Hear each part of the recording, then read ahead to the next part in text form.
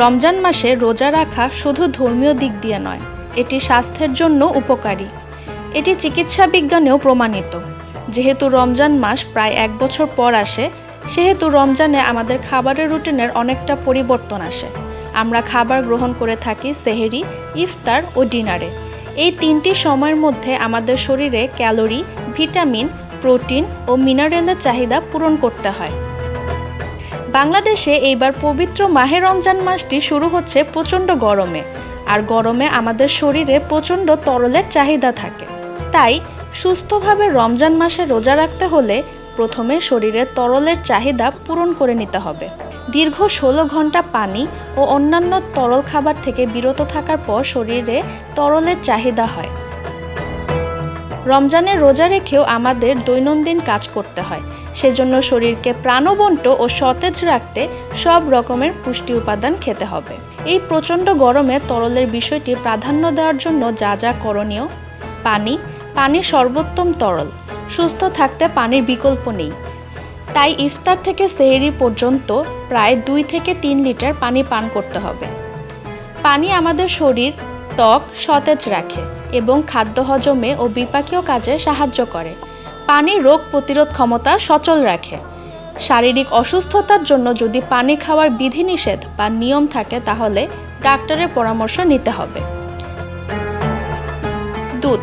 শরীরে ক্যালসিয়াম ও প্রোটিনের চাহিদা পূরণে তরল দুধ অন্যতম। দুধ, বাদাম দিয়ে বিভিন্ন মজাদার শরবত তৈরি করে খেতে পারেন। ডায়াবেটিস রোগীরা ননিহীন দুধ খেলে হাইপোগ্লাইসেমিয়া রোগ প্রতিরোধ করতে পারেন। যারা উচ্চ রক্তচাপে ভুগছেন এবং হৃদরোগী, তারা লো ফ্যাট দুধ খেতে পারেন।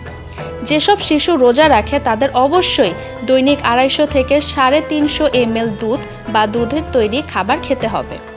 দইয়ের শরবত বা লাচ্ছি। ইফতারে দইয়ের লাচ্ছি অনেকের কাছে পছন্দ।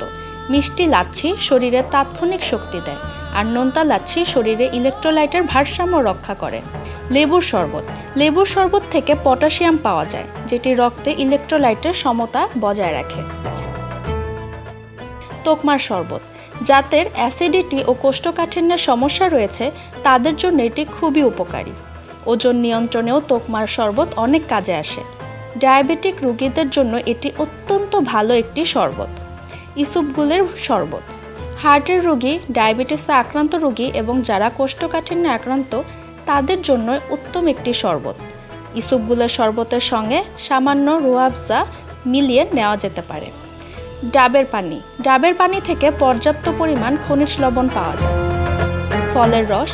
এখন বাজারে প্রচুর মৌসুমী ফল পাওয়া যাচ্ছে। শতভাগ তাজা ফলের তৈরি রস রোজায় উত্তম একটি তরল। এই মৌসুমে অনেক ফল পাওয়া যায়, যেটি বাড়িতে জুস করে খেলে ফলের পাশাপাশি তরলের চাহিদাও পূরণ করে এবং ইফতারিতে তাৎক্ষণিক শক্তির যোগান দেয়। তবে যে কোনো ফলের রসই না ছেঁকে আঁশসহ খাওয়ার স্বাস্থ্যের জন্য উপকারী। সারাদিন পানি খাওয়া যাবে না এই ভেবে সেহরিতে বেশি পানি খাওয়া যাবে না। সেহরিতে সাধারণত 2 গ্লাস পানি পান করাই যথেষ্ট। সতর্কতা: 1. ইফতারে অতিরিক্ত চিনিযুক্ত শরবত অথবা কৃত্রিম জুস খাওয়া উচিত নয়। 2. যারা দীর্ঘমেয়াদী কোনো অসুখে ভুগছেন, তারা রোজার আগে তাদের রক্ত পরীক্ষা সহ অন্যান্য পরীক্ষা করে ডাক্তারের পরামর্শ নিয়ে রোজা রাখবেন। 3.